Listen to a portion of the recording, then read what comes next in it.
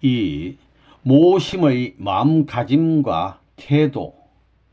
1. 모심으로 생활의 천국화 이룩. 하나님은 망상적이고 관념적인 하나님이 아닙니다. 추상적인 하나님이 아닙니다. 생활적인 주체성을 지니고 늘 우리가 살고 있는 생활의 주인으로서 함께 있는 것입니다. 모심만을 받는 것이 아닙니다. 공동적인 사랑을 중심 삼고 공동적인 생활을 하고 있는 하나님입니다. 꿈같은 얘기입니다. 하나님을 마음 가운데 모시고 우리 인간이 몸자리에서 완전히 하나 될 수 있는 기원을 만들지 않고는 이 악마의 세계를 청산할 길이 없습니다. 이런 관점에서 볼 때 모심의 시대, 시의의 구원시대라고 보는 겁니다. 모심으로 구원받는 겁니다. 하나님은 저 공중에 동떨어져 계시는 분이 아닙니다. 우리 생활 끝내에 주체자로서 하나님을 모셔야 됩니다. 여러분은 하나님이 계시다는 것을 하루에 몇 번이나 자각합니까? 24시간 가운데 몇 번이나 하나님이 계시다는 것을 느낍니까?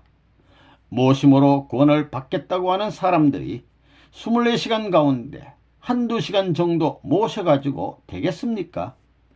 공기보다도 절박하게 필요한 것이 하나님입니다. 물보다도 절박하게 필요한 것이 하나님입니다. 밥보다 더 귀한 것이 하나님입니다. 그런데 여러분은 그렇게 느껴져요? 이제부터 여러분들은 모심의 생활을 해야 됩니다. 지금까지의 신앙생활은 믿음으로 구원을 얻는 신앙생활이었지만 앞으로는 모심으로 구원을 얻는 시대입니다. 본래 타락하지 않았더라면 하나님을 모심으로써 우리가 갈 길을 가는 것입니다. 모시는 데는 여러분의 생활과 마음으로 더불어 모셔야 됩니다. 모심의 생활을 해야 할 우리입니다. 소망의 천국은 맞이했으나 모시고 실천하면서 생활할 수 있는 천국은 맞이하지 못했습니다. 즉, 생활적인 면에서 주체 되시는 하나님을 알지 못하였습니다.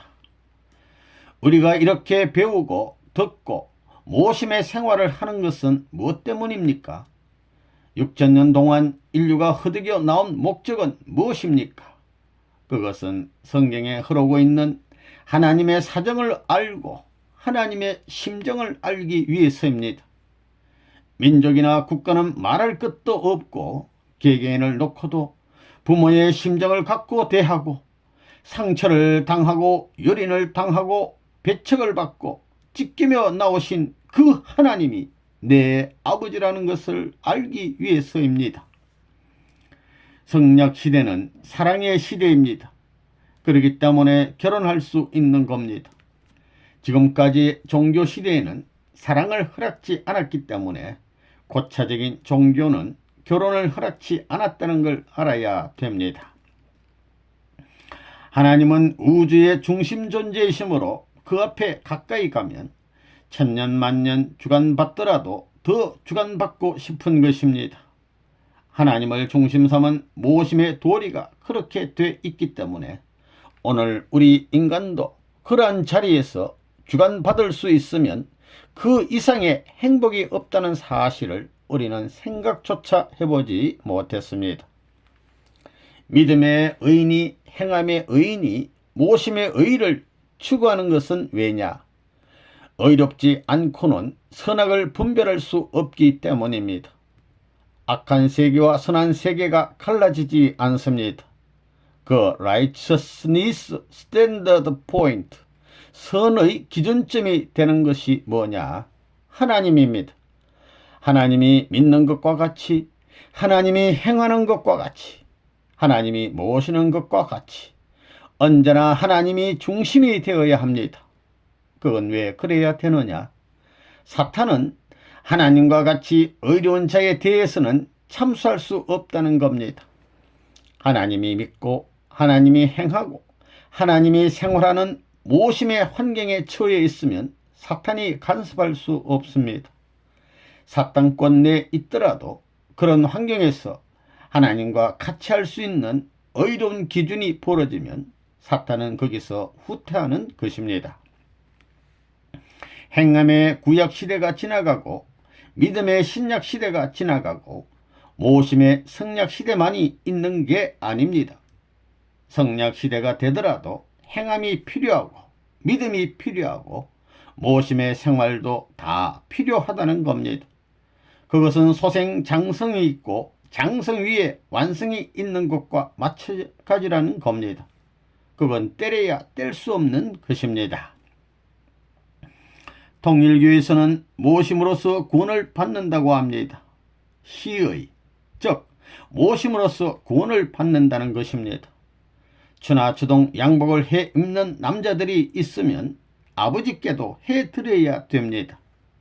그분이 채를 가진 분이 아니기 때문에 대신 정성을 모았다가 한 절기가 되면 그 모은 정성을 누가 보나 안 보나 자기 혼자 교회를 위해 하나님을 모시는 마음으로 눈물을 흘리면서 연복궤에 드리게 되면 그 정성은 법궤에 쌓이는 것입니다. 그것이 관념적이 아니라 감정적으로 체화되고 표현될 수 있는 생활이 되어야 됩니다.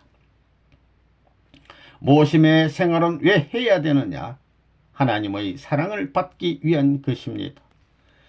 지금까지의 신앙생활은 믿음으로 구원을 얻는 것이었지만 앞으로는 모심으로 구원을 얻습니다. 본래 타락하지 않았다면 하나님을 모심으로써 우리가 갈 길을 다 가는 것입니다. 믿기는 뭘 믿어요? 모시고 생활함으로써 다 되는 겁니다. 모시는 데는 여러분의 생활과 마음으로 더불어 모셔야 됩니다. 이제는 개인이면 개인으로서 하나님을 모시는 생활, 가정이면 가정으로서 하나님을 모시는 생활, 교회면 교회로서 하나님을 모시는 생활, 혹은 이 나라 이 민족을 중심 삼고 하나님이 요구하시는 모심의 기준을 어떻게 새로운 전통으로 설정해 놓느냐 하는 것이 문제가 됩니다. 통일교회 시대는 부모님 시대입니다. 하나님이 땅에 임할 수 있고 하나님이 오실 수 있는 길을 닦는 것입니다. 그래서 하나님이 오시게 될 때 모심으로써 구원을 얻는다는 말이 성립되는 겁니다.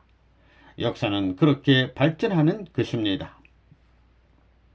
모심의 자리에 동참하기 위해서는 지금까지 슬프에 나오셨던 하나님을 위로해 드릴 수 있고 슬픈 정성의 사연에 동참할 수 있는 내용을 갖추어야 합니다.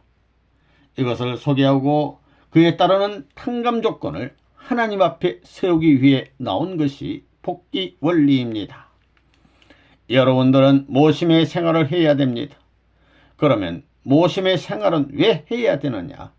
하나님의 사랑을 받기 위한 것이라는 것을 알아야 됩니다. 그러므로 하나님을 먼저 모셔야 됩니다. 하나님을 모셔야 된다는 겁니다.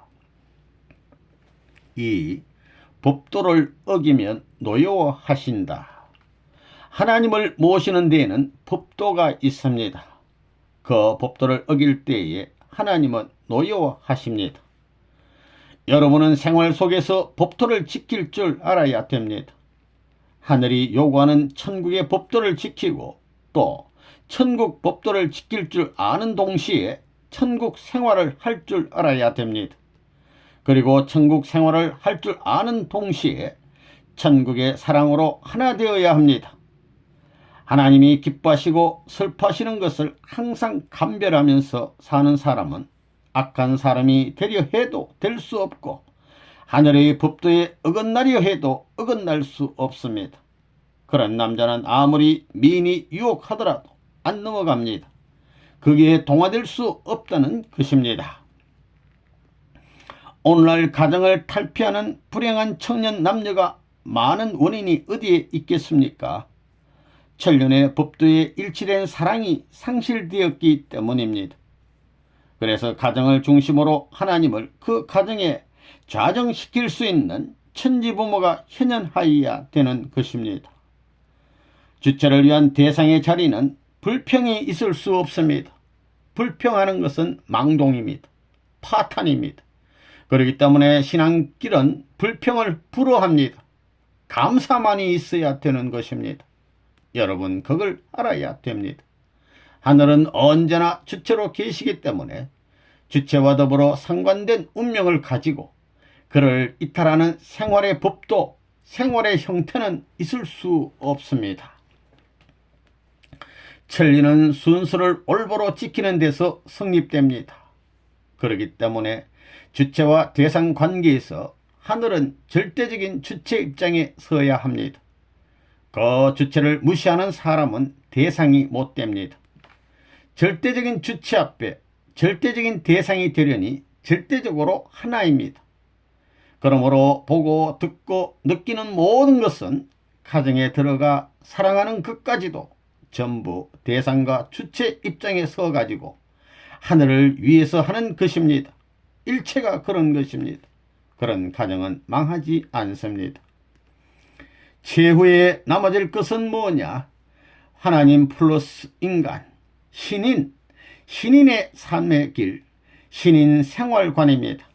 인생관도 마찬가지로 신인 인생관, 신인 세계관, 그것이 막연하게 하나님을 대해 사람이 알 수 있는 정도의 자리가 아니라 사람이 영원히 떨어질래야 떨어질 수 없는 자리입니다.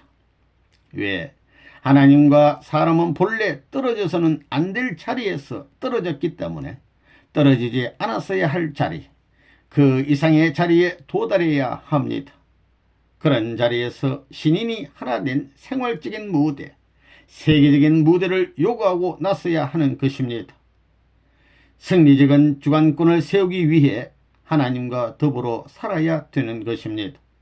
그러기에 여러분은 절대적인 신념을 갖고 모심의 생활을 중심 삼아 일체적인 입장에서 생활해 나가야만 승리적 기대를 이룰 수 있는 것입니다. 복귀의 길이 그렇게 되어 있습니다.